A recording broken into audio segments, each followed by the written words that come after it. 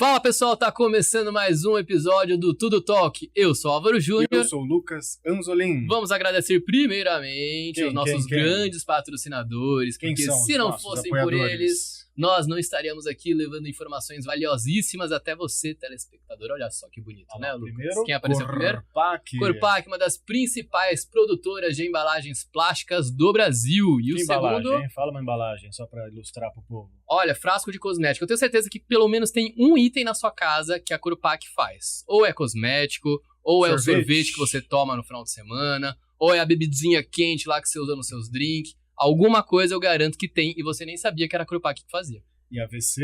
AVC Engenharia e Construções, para quem quer construir, seja só obra residencial, só obra industrial, seja reforma, seja para pegar do zero, seja qualquer serviço industrial que você possa imaginar, eles fazem.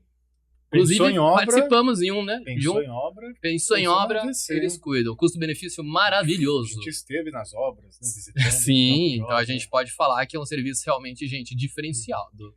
E as redes sociais, a gente não falou, né? Pulamos as redes sociais. Tudo tal, que é @Jornal de Jundiaí, caminho para nos encontrar e não falta. E lá no YouTube, peço aquela forcinha para se inscrever no nosso canal, porque o YouTube vai entendendo que o nosso canal é relevante e distribui o nosso conteúdo para mais pessoas. E se bastante gente se inscrever, que meta você quer? Fala um número aí. 10 mil. 10 mil, ele quer 10 mil.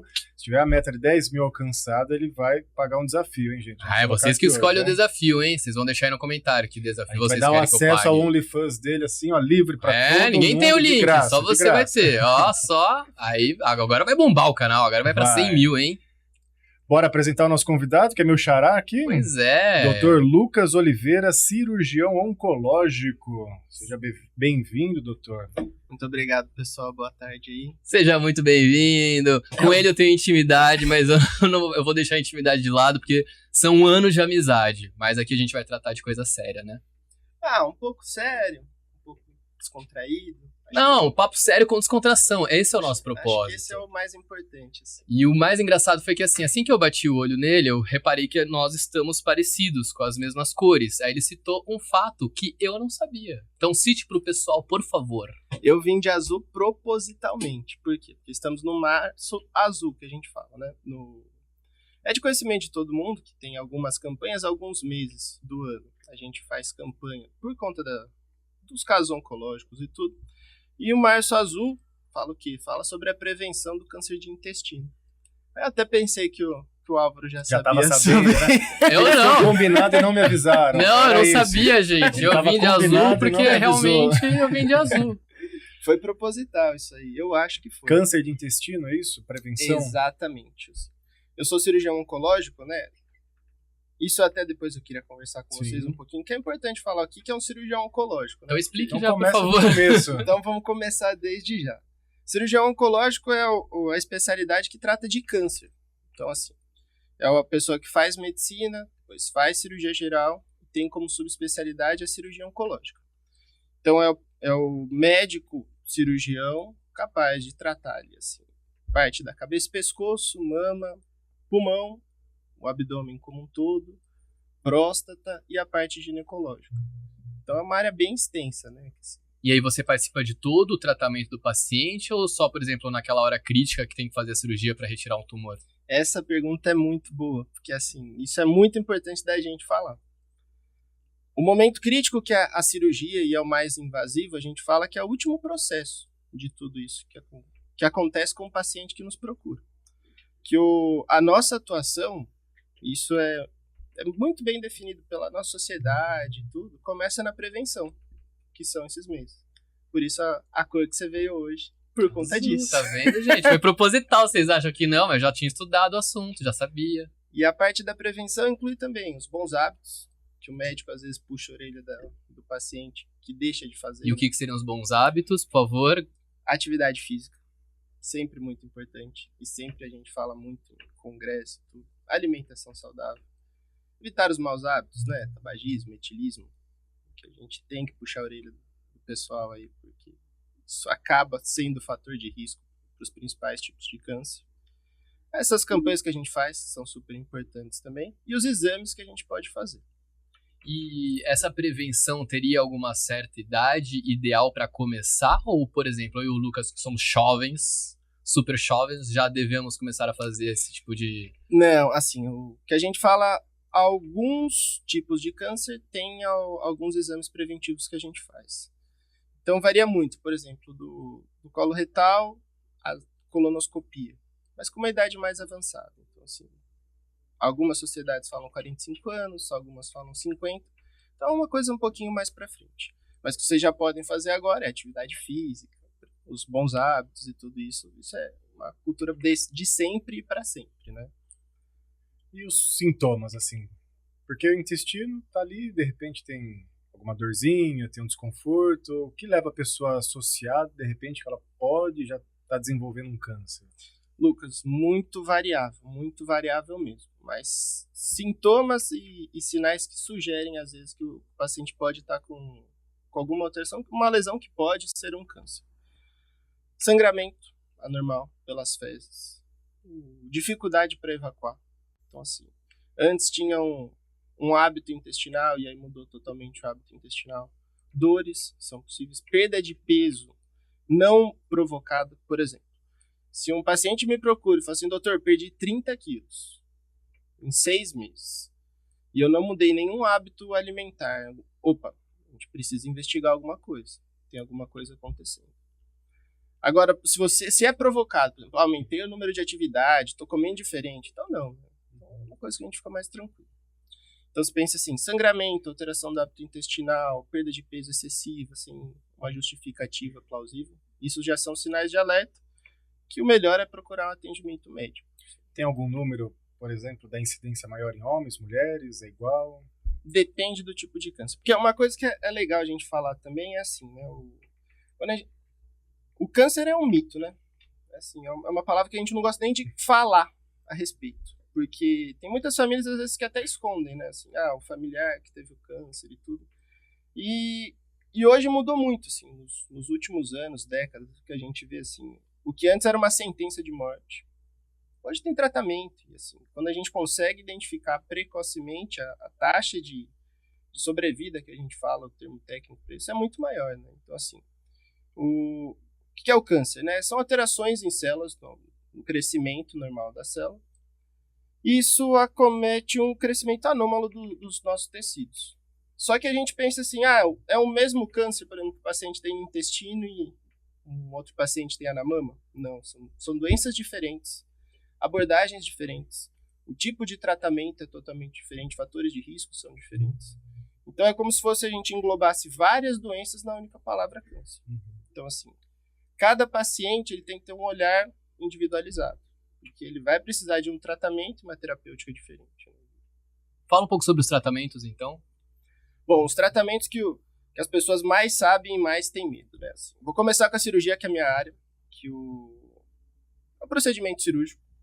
Então, por exemplo, quando a gente pensa em câncer de intestino, né? A cirurgia, sim, tem um papel fundamental, muito importante. E aí tem a temida quimioterapia, que o pessoal às vezes não gosta nem de comentar, quimioterapia, cai o cabelo e tal. Assim. Quimioterapia nada mais é que um remédio contra um tipo de câncer. Ela também tem um nome genérico, quimioterápicos. Mas são vários tipos de remédio que são considerados quimioterápicos. Então, por exemplo, para o câncer de mama, você vai receber um tipo de quimioterapia, se for a indicação e se for o caso de receber, e do intestino, mesma coisa.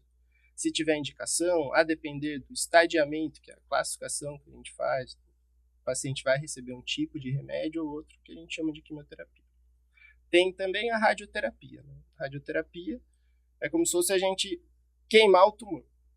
O mesmo processo do raio-x, me desculpe se eu estiver falando uma besteira muito grande, alguém estiver ouvindo um super especialista, mas uma forma de simplificar isso.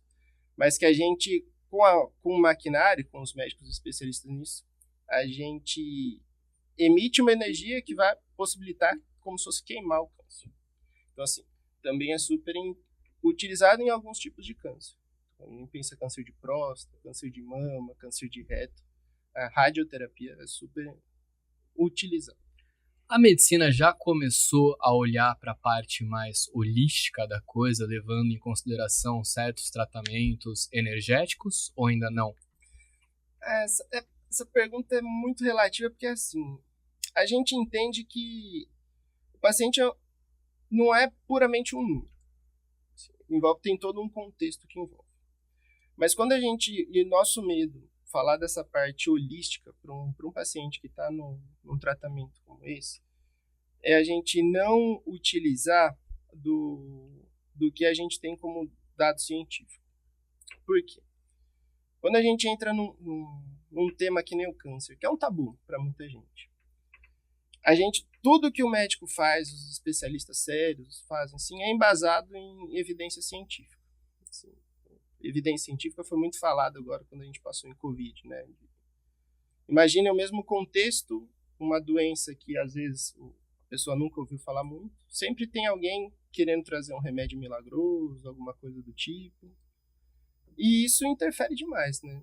Porque assim, nem tudo não tem risco para esse paciente. Por exemplo, tem coisa que às vezes, você vai tomar tal remédio, vai te ajudar. Um tal remédio vai trazer a cura para você. E não é bem assim que funciona, né? Se a gente vai pensar na parte mais espiritual, é sempre válido. Quando é puro e verdadeiro, né? A fé apoiando o paciente, como ele vai ser tratado. E tudo. Mas já tem algum apoio da sociedade científica perante a isso, por exemplo, de que um câncer pode sim se desenvolver por meio das suas emoções? Não. Não existe nada comprovado? Não, nada.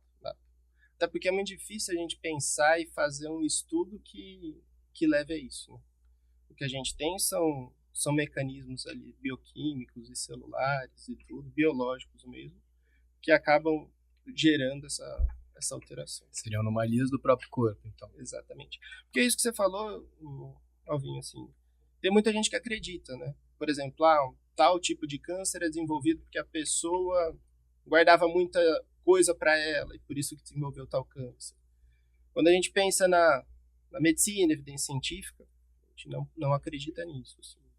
E pegando a parte psicológica, não da geração do câncer, mas sim no tratamento. Porque, como você bem disse, até o nome da palavra é um tabu de ser falado. Aí, de repente, a pessoa chega até o médico, lá o oncologista dela, e ele constata que ela está com câncer, ela recebe essa notícia e precisa fazer alguma coisa com essa notícia. Como que é o tratamento? É sugerido que ela busque um psicólogo, que tenha um acompanhamento além dessa parte medicamentosa para conseguir superar? Porque para muitas pessoas realmente é o fim a notícia, né? Excelente pergunta, excelente. E é uma coisa que a gente, profissionais da oncologia, né, seja oncologista, seja cirurgião, a gente vivencia. Somos o portador dessa notícia, né? E muitas vezes antes vem o Dr. Google. Hoje super. Ou o ChatGPT, né? Também. Então, assim, ele sempre vai trazer os piores cenários, né? Porque quando a gente qualquer sintoma que você vê, você tá morrendo. Exatamente. Então, assim, é fundamental e de extrema importância o apoio não só médico, estar ali, tirar as dúvidas, conversar. Da família é muito importante também. Porque imagina, né? Você vai para uma consulta e seu mundo desaba. Você tem um câncer, você vai precisar participar, fazer exame que você nunca fez, você vai ser submetido a tratamento que você não imagina o que é. E tem, sim, o estigma de que prévio, né? De, tô com câncer, como vai ser minha vida agora? Então, assim, não só a parte psicológica é super importante, mas a parte nutricional, esses são os pacientes que às vezes param de comer porque não tem mais apetite. Então, ele precisa ter novas ideias. Mas isso por parte do tratamento ou por parte realmente da doença? Não necessariamente da doença, mas porque a pessoa, assim, a vida dela, desanimou, eu sempre brinco que é uma perdeu montanha a russa. vontade de viver. Sim. Montanha russa, assim, de... Porque socialmente ainda, eu vejo muito isso, né, que o doutor falou. Recebeu a notícia de câncer, a cabeça da pessoa parece que vira um cronômetro regressivo, né? Vou morrer em algum momento. Exatamente. Quanto tempo de vida me sobra, né? Exatamente. Sendo que a ciência já evoluiu bastante, tem tratamentos hoje em dia muito bons, né? Eu não fazia ideia que ainda era um tabu isso. Gigantesco. Você vê como eu sou leigo no assunto. Gigantesco. E assim, eu acho que é super importante um pouco do que eu tô fazendo aqui hoje, que é divulgar isso, assim, que as pessoas tenham noção disso, que é super importante a prevenção e que não é o fim da linha, né? Tem coisa pra se fazer. Pegando até o gancho aí do Março Azul, enfim, de todas as campanhas, o que o doutor sugere, por exemplo, que poderia ser feito de conscientização para pelo menos dar uma amenizada, né, nessa parte do peso do nome, no peso da doença, para que a gente pudesse olhar não só com essa forma de distância, né, mas tem uma doença e a gente consegue tratar. O que as campanhas poderiam proporcionar? O que o senhor está fazendo aqui já é muito bom, óbvio, mas o que mais daria para fazer nesse sentido? É difícil a gente pensar assim são coisas muito pontuais, né? Porque são várias camadas da população como um todo e cada uma merece uma abordagem diferente. Eu acho que é fundamental, desde a da educação infantil, se abordar esse assunto, por exemplo, em aula de biologia e tudo, porque a criança, querendo ou não, ela difunde para os pais e tudo. Essas campanhas que tem dos meses como um todo são excelentes, porque a pessoa ela tem maior visibilidade, ela vê, por exemplo, no Outubro Rosa, os times de futebol engajados e tudo, então as pessoas procuram mais. Do câncer de próstata também, eles acabam entrando, procurando mais. Então, eu acho que, nesse começo, todo tipo de ação é válido. Assim, o que eu estou fazendo aqui hoje é um esforço meu, assim, particular, mas que eu acredito muito. Que vale a pena tentar divulgar mais, para que quebre esse tabu da palavra câncer. E que as pessoas busquem, né? Porque é super importante. E o que a gente lê, por exemplo? Vamos colocar, vocês falaram de Google, de ChatGPT, mas vamos colocar para coisa mais antiga, para Facebook. Por exemplo, a gente vê lá estudos que hospitais levam cachorros para pacientes que estão em tratamento do câncer, comprovam uma regressão no câncer, ajudam, ou palhaços que vão, enfim. A alegria realmente ajuda ou não ajuda? Novamente, levando em consideração a ciência hoje. Apoia ou não apoia? Sim, apoia sim. Eu não sei falar de artigo científico, de evidência científica a respeito disso. Da escola que eu vim, do Hospital de Amor em Barretos, né, tenho o pessoal, os doutores da alegria, né, que são os palhaços que vão lá e levam diversão pro pessoal. Tenho aqui no HU, aqui em Jundiaí, no Hospital Universitário, que foi onde eu fiz faculdade, então eu conheço eles. Tem o pessoal que leva os cachorros para passearem lá, não necessariamente é caso oncológico, né? Mas assim, entenda que o paciente ele precisa de muito cuidado. Então, quando chega lá um palhaço fazendo uma brincadeira e ele quebra aquele ambiente hospitalar, às vezes que o paciente internou para fazer quimioterapia e tudo, é super importante, porque isso com certeza vai dar um ânimo para ele, a resposta que ele vai ter e a forma como que ele vai encarar o tratamento é diferente, né? Mas, cientificamente falando... Esse eu vou ficar devendo. Vai me dever uma outra entrevista, então, hein? Eu trago. Procure, eu trago. Mas olha que interessante, você falou da sua escola de formação, Hospital de Amor. Como chamava antes? Hospital do Câncer. Agora então o próprio hospital mudou, né, um tempo atrás. O Lucas é observador. Chamar de Hospital Exatamente, do Câncer, porque Barretos, né? o nome é aquele negócio que a gente falou, né? Eu tô indo pro Hospital do Câncer. E agora você pensa, tô indo pro Hospital de Amor.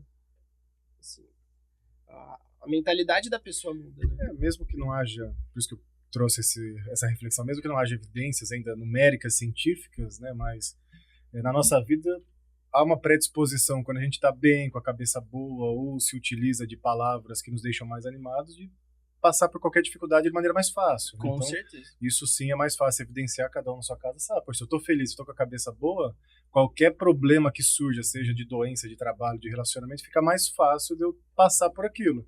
Agora, se a minha cabeça está lá embaixo, também fica mais difícil, né? Que é o que você falou. Às vezes o paciente, só de ter a notícia, ele já não quer mais comer, que não foi, o relógio começa a contar ao contrário, ele já começa a ver o plano de saúde dele, Deixa eu fazer uma pergunta, seguro então. de vida, Aproveitando tudo, esse né? gancho, doutor, pessoas que são mais tristes, mais depressivas, tendem a desenvolver mais doenças ou não? Não necessariamente. Assim, não tem relação necessariamente com isso, né? As pessoas, assim, são mais ativas e tudo, a incidência como fator de risco, né? Porque, por exemplo, uma pessoa que não pratica atividade física, a alimentação não é tão saudável, acaba entrando em fatores de risco que podem acometer doenças. Você fala mais sobre o fator biológico do que realmente o emocional. O emocional, você acha que então o biológico afeta muito mais do que o emocional? Sim. E desse fator biológico, a predisposição genética é o que mais afeta ou não? Esses maus cuidados? Isso é outra coisa muito legal de falar, assim, porque eu tive uma avó que teve câncer, será que a probabilidade de eu ter é maior? Existe câncer que é hereditário, mas a grande maioria... Existe? Existe, eu já entro nesse assunto. Melhor nem falar, senão o pessoal vai ficar em casa. Melhor nem falar. Calma. Mas o que eu venho falar é para tranquilizar. A maioria dos casos, a grande maioria, é um câncer esporádico. Ou seja, são fatores de risco ao longo dos anos que levam a pessoa a desenvolver o câncer. Alguns casos muito específicos, muito específicos, são hereditários. E aí tem já... O mundo como um todo está evoluindo muito nisso. Para procurar essas famílias que têm esses genes que são alterados e coisas que a gente pode fazer preventivamente. O câncer de mama é um deles, que é muito relacionado, quando hereditário, a uma mutação específica. Então, por exemplo, a mãe da paciente teve câncer, a avó e uma das meninas mais novas tem todo esse histórico familiar. Então, vamos dar uma atenção especial para essa menina, porque ela precisa. Eventualmente, tendo essa alteração, a gente pode fazer coisas preventivas que evitem que ela desenvolva o câncer. Entendeu? Mas a medicina já avançou tanto e vai avançar mais ainda. Hoje a gente consegue determinar a cor do olho de uma criança que vai nascer, certo? Mais ou menos? Conta então pra gente a realidade. Não, assim... Mito... Não, é assim... Dá pra fazer, só não deveria fazer. Não. Mas a gente vai entrar numa questão ética. Exatamente. Onde cruzar a linha, se deve ou não cruzar. Mas pode já fazer isso, dá pra fazer isso. Pode. Assim, então com isso também a gente consegue criar seres humanos melhores. Mas aí a gente entra num ambiente, que é difícil a gente conversar, né?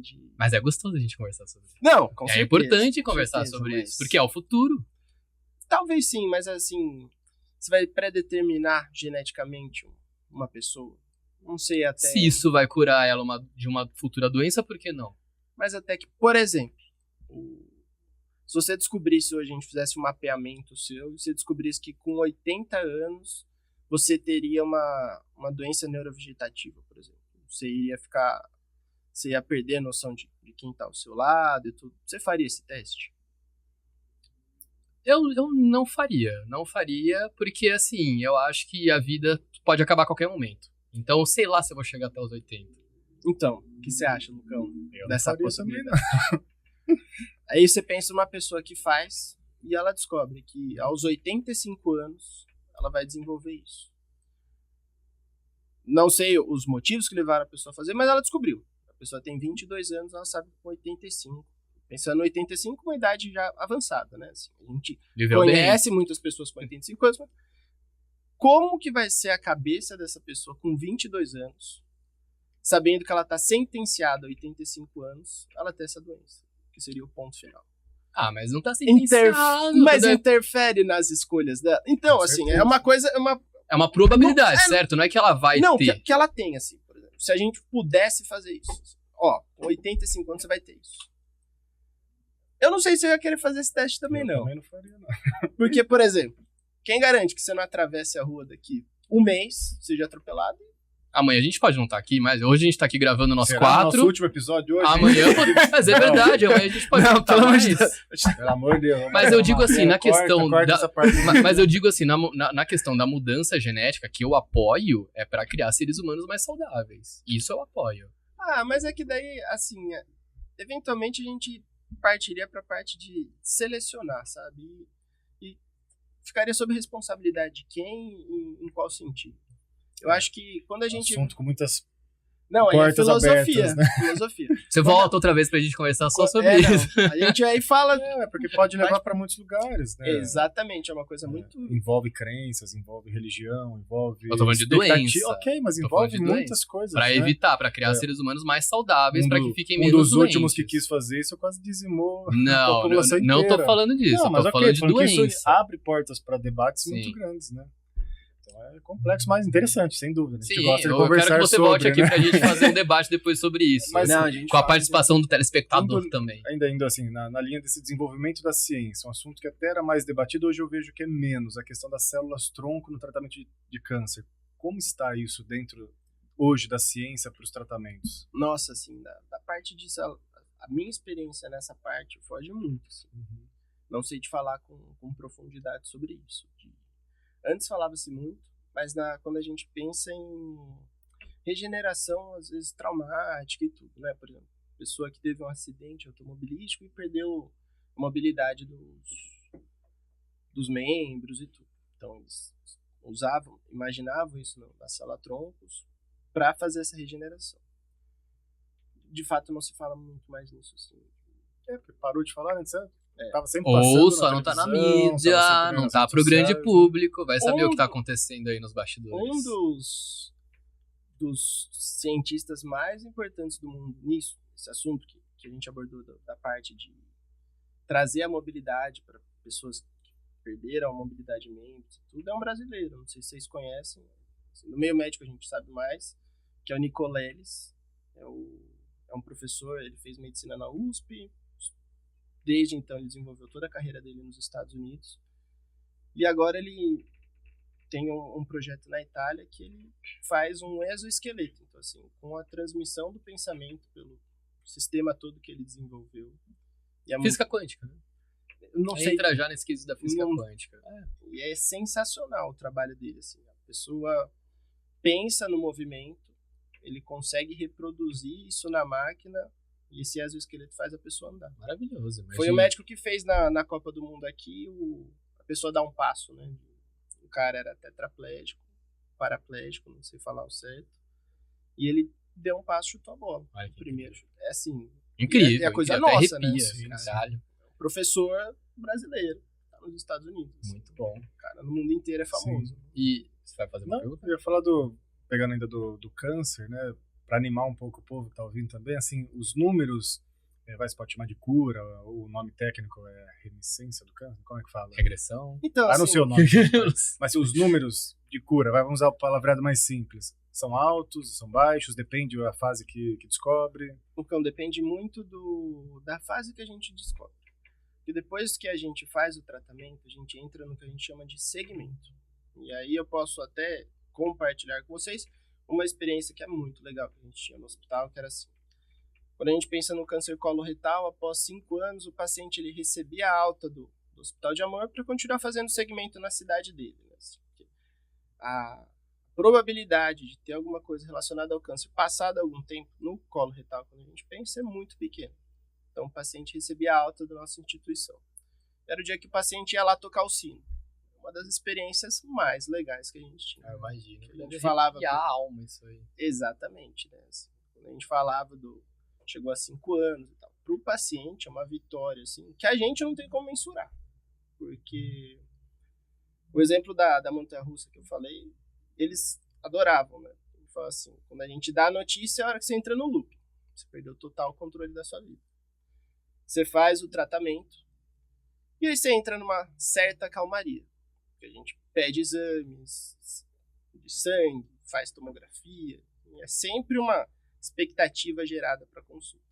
E quando a gente fala, você fez o tratamento, a gente terminou o segmento, agora está de alta daqui. Nossa, é uma comoção geral, né?